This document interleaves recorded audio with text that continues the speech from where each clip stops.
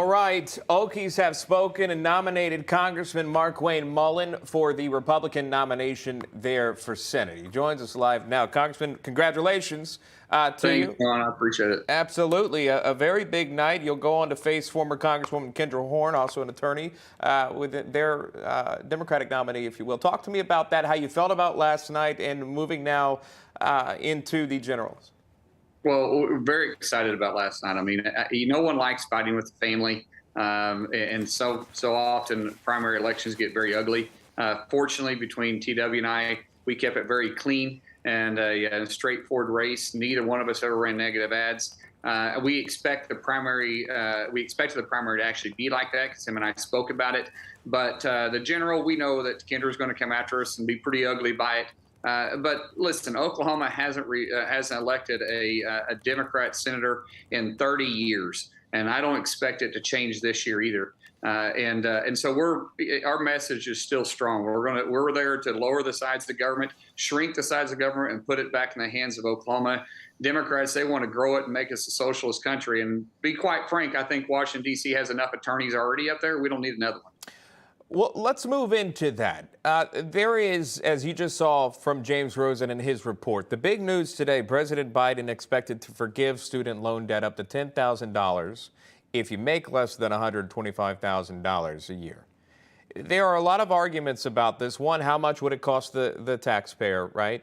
But then also for folks that didn't go to college, but maybe, they have their own trade service. And if taxes go up, that's not going to sit well with them. I'm curious to know your thoughts on student loan forgiveness during a recession, during 40-year high inflation. Is this the right time to do it? And if there is a right time to do it?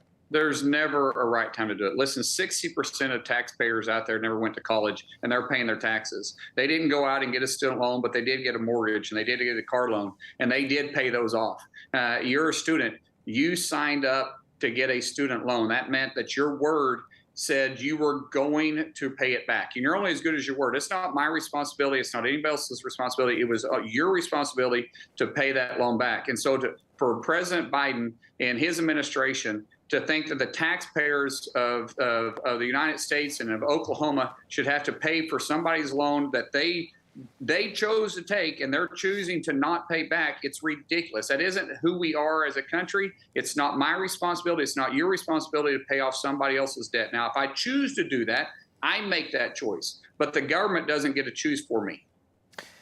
There are many, I've seen this on both sides being reported. There are many that say that the president is buying votes. Essentially, Absolutely. That's what this is about.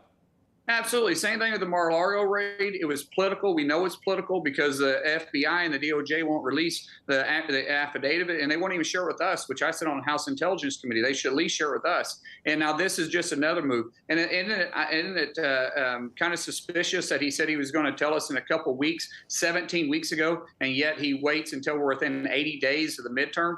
It's 100% a political move, and it's nothing but trying to get that base that he lost. He had this generation of students that voted for him almost 2 years ago. Well, they have now woke up and said, listen, we don't like this woke agenda, this socialist country, this country full of overreaching bureaucrats and the inflation. And they don't like this. They don't like to see the path we're going down, the recession, the layoffs, because they want a job. And he's saying, well, maybe if I'll pay their loans off, maybe they'll come back to our party and vote for us. But I think the American people are smarter than that, Sean.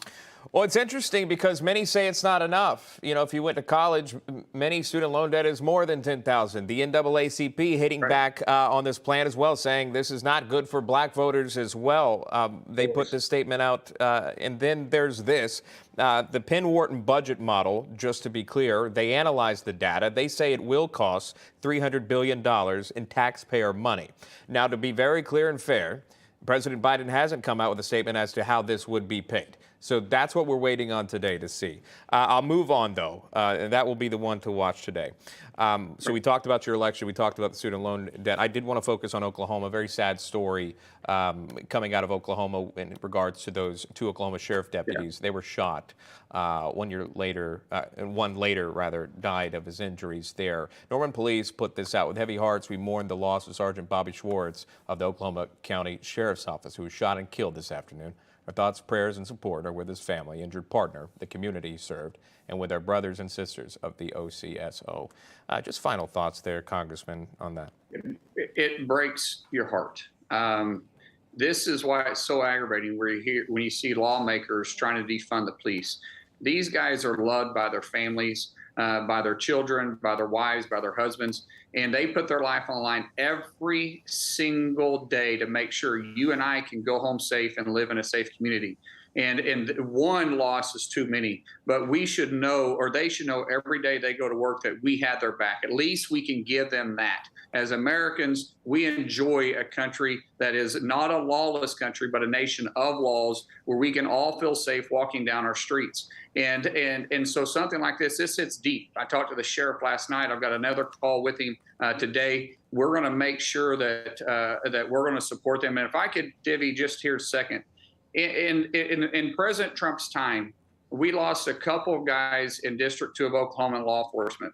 There wasn't one single family, husband or wife, that I called that President Trump hadn't personally called himself, and not only offered his condolences, but offered financial support. And that's a story that the American people never saw. I guarantee you, Joe Biden isn't calling this guy's family.